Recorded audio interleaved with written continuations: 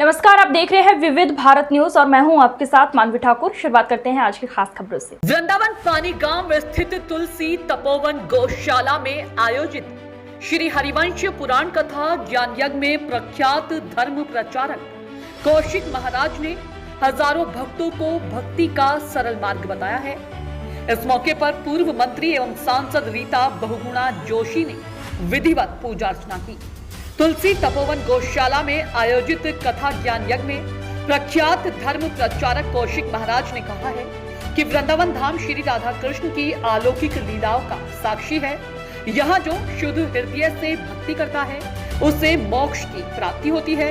इस मौके पर सांसद रीता बहुगुणा जोशी ने कहा कि यहाँ जिस श्रद्धा से गौवंश की सेवा होती है वह अनुकरणीय है। उन्होंने कहा कि अयोध्या में 2024 तक रामलला के भव्य दर्शन नए मंदिर में सुलभ हो जाएंगे। जल्द ही काशी उज्जैन कॉरिडोर की तरह मथुरा में भी विकास की गंगा बहेगी।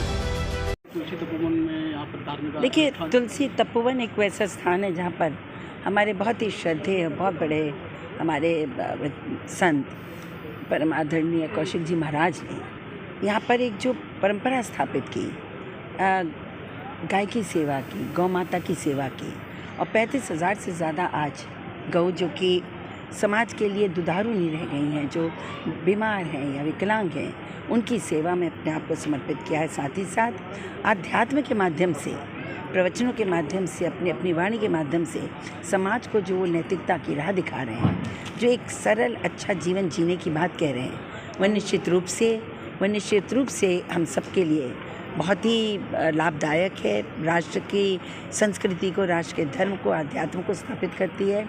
इनका जो कौशिक जी महाराज का सम्मान पूरे विश्व में है, इनका ज्ञान, इनकी तप सब तक पहुंचती है। तो मैं आज यहाँ आकर बहुत ही आनंद का एहसास कर रही हूँ। और जैसे मैंने आपसे कहा, जब दुखी मन से कोई आता है और इनके प्रवचन सुनता है, इनकी वाणी को सुनता है, तो उसका दुख हल्का होता है और उसे सही मार्ग दिखता है। तो मैं तो यही कहूँगी कि हम सबको इस तुलसी तपोवन से जुड़ना चाहिए, यहाँ के अध्यात्म से, यहाँ के गौ सेवा से भी जुड़ना चाहिए। धार्मिक मंच से आपने राम मंदिर के बाद में कृष्ण मंदिर की भी कहा है, तो कितनी जल्दी बनेगा आप? राम मंदिर तो 2024 में दर्शन योग्य हो जाएगा, लेकिन छठा तो उसकी बढ़ती जाएगी और विकास होता जाएगा। हमारा काशी विश्वनाथ का कॉरिडोर बनकर आपने देखा कितनी भव्य दीपोत्सव वहाँ पर हुआ। अयोध्या का जो दीपोत्सव हुआ उसने विश्व को चकित किया है। और इसी तरह से हमारा जो उज्जैन का महाकाल मंदिर है उसका हो गया है। और यहाँ भी आप देखिएगा काम बहुत तेज़ी से हो रहा है। और अब काशी के बाद और अयोध्या के बाद अब पूरी तरह से मथुरा के ऊपर पूरा वो है निगाह है। और बहुत जल्दी यहाँ की जो भव्यता होगी वो अद्वितीय होगी। चैनलों के माध्यम से इस बात को सुनने वाले सभी दर्शकों का हृदय से बहुत बहुत आभार। कोई प्रश्न भी है आपका मेरे लिए? महाराज, यार तुलसी तपोवन में काफ़ी श्रद्धालु बैठे हुए हैं, उनके लिए कोई संदेश जैसे कि गौ माता को लेकर के यहाँ जो चल रहे हैं संकल्प? देखिए, आज तुलसी तपोवन गौशाला विविध स्थानों को मिलाकर के लगभग 9,500 गौवंश के संरक्षण में लगा हुआ है। और ये हमारे लिए बड़े सौभाग्य की बात है। और मैं बराबर बोलता रहता हूँ, किसी के काम जो आए उसे इंसान कहते हैं, पराया दुख अपनाए सच में उसको ही इंसान कहते हैं। हम आप सब मिलकर के और हम जीव जंतुओं के लिए, जनमानस के लिए जीवन जिएं, तो इसी में हमारी मानवता है।